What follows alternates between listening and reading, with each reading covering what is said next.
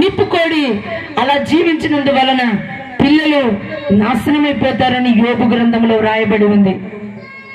ఎందుకు పరిశుద్ధాత్మ దేవుడి రాత్రి నీతో మాట్లాడుతూ ఉన్నాడంటే, నీ పిల్లలు మీ కళ్ళ ముందర పాడైపోకూడదని, నీ పిల్లలు మీ కళ్ళ ముందర జీవితాలు పతనమైపోకూడదని, నీ పిల్లల జీవితాలు నీ ముందే నాశనం కాకూడదని ప్రభు ఈ రాత్రి హెచ్చరిస్తూ ఉన్నాడు.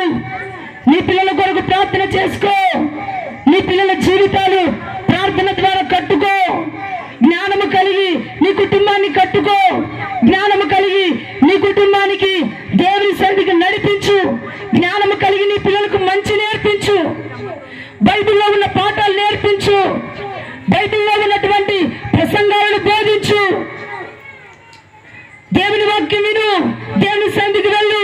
యవన కాలంలో ఉన్నావు, మారు మనసు కలిగి బాప్తీసం తీసుకో. ప్రభు సన్నిధికి వెళ్ళు. నమ్మి బాప్తీసం తీసుకున్నవాడు రక్షించబడతాడు. నమ్మని వానికి శిక్ష విధించబడుతుంది. నానా, నా కుమార్తె, నా కుమారుడా, నమ్మి బాప్తీసం తీసుకో. ప్రభు సన్నిధికి వెళ్ళు. ఇదిగో నా బాప్తీసం తీసుకోకపోతే, నీ దేవుని సన్నిధికి వెళ్ళకపోతే నువ్వు నరకానికి వెళ్ళిపోతావు, అగ్నిగుండానికి వెళ్ళిపోతావు. ఇదిగో నీ కొరకు గత 2000 సంవత్సరాల క్రితం కలవరి సిలువలో యేసునాథుడే మరణించాడు, రక్తమును కార్చాడు, ముళ్ళ కిరీటమును పెట్టించుకున్నాడు, మేకులతో కొట్టించుకున్నాడు.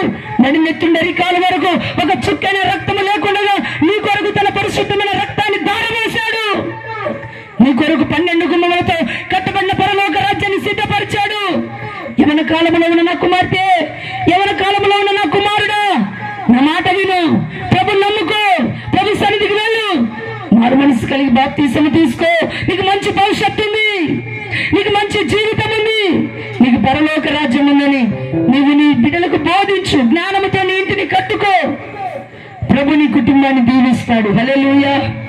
అందుకే శారమ్మ నీతిగా జీవించింది గనుక, శారమ్మ పరిశుద్ధముగా జీవించింది గనుక, శారమ్మ తన భర్తను యజమానుడని పిలుస్తూ తన యజమానునికి లోబడి నమ్మకముగా జీవించింది గనుక, తన గొడ్రాలైనప్పటికీ కూడా ఎంతో నీతిగా బ్రతికి పరిశుద్ధముగా బ్రతికింది గనుక, తన నీతిని బట్టి, తన భక్తిని బట్టి, తనకున్న విశ్వాసమును బట్టి, తనకున్న పరిశుద్ధతను బట్టి ప్రభువే ఆమెతో మాట్లాడుతూ ఉన్నాడు.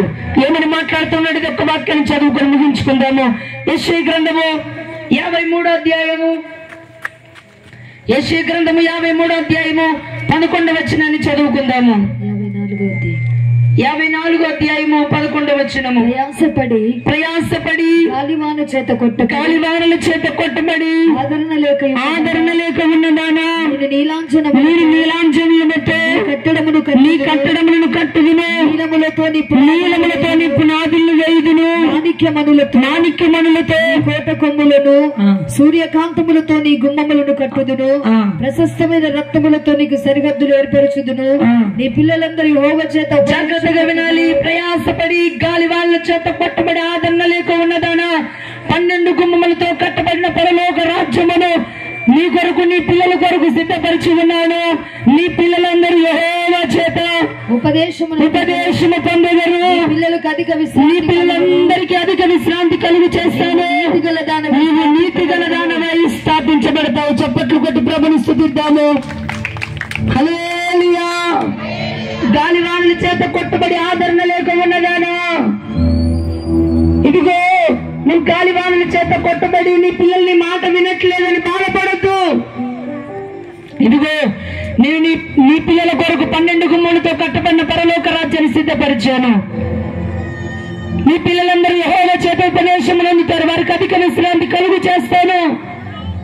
నువ్వు నీతి గలదానవై స్థాపించబడతావు.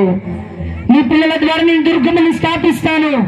నీ పిల్లలు చేయి పట్టుకొని నడిపిస్తాను. నువ్వు నీతిగా పరిశుద్ధముగా నడుము కట్టుకొని వేడి కట్టుకొని నీ పిల్లల కొరకు, నీ కుటుంబం కొరకు జ్ఞానం కలిగి నువ్వు జీవించినట్లయితే ఖచ్చితంగా నీ కొరకు, నీ కుటుంబం కొరకు, నీ పిల్లల కొరకు 12 గుమ్మలతో కట్టబడిన పరలోక రాజ్యాన్ని సిద్ధపరిచాను. నీ పిల్లలు నీ ముందు శారమ్మలాగా నీతిగా పరిశుద్ధముగా బ్రతుకు. జ్ఞానముతో నీ కుటుంబాన్ని కట్టుకో. నీ పిల్లల కొరకు నువ్వు ప్రార్థన చేయి. ఖచ్చితంగా నీకు, నీ పిల్లలకు, నీ కుటుంబానికి 12 గుమ్మలతో కట్టబడిన పరలోక రాజ్యాన్ని ఇస్తాడు. ఖచ్చితంగా నీ పిల్లల ద్వారా దుర్గము స్థాపిస్తాడు. ఆయన రాకుల్లో నువ్వు ఎత్తబడతావు. దేవా, ఈ ఎన్నాళ్ళు తండ్రి ఇన్ని రోజులు ఎలా జీవించానో నాకు తెలియదు ప్రభువా. జ్ఞానముతో బ్రతుకుతానయ్యా, నీతిగా బ్రతుకుతానయ్యా, పరిశుద్ధముగా బ్రతుకుతానయ్యా. నా కుటుంబాన్ని దర్శించయ్యా, నా కుటుంబాన్ని సన్నిధిలో నిలబెట్టయ్యా అని ఈ రాత్రి ప్రార్థన చేసుకోగలిగినట్లయితే ఖచ్చితంగా దేవుడు నీ ప్రార్థన ఆలకించి నీ కుటుంబాన్ని కట్టి నీ కుటుంబాన్ని దీవించి నీవు నీ కుటుంబం నీ పిల్లలందరూ పరలోక రాజ్యంలో ఉండేటట్లుగా దేవుడు చెల్లును గాక. దేవుడి వాక్యమును దీవించి ఆశీర్వదించును గాక. మోకరించండి.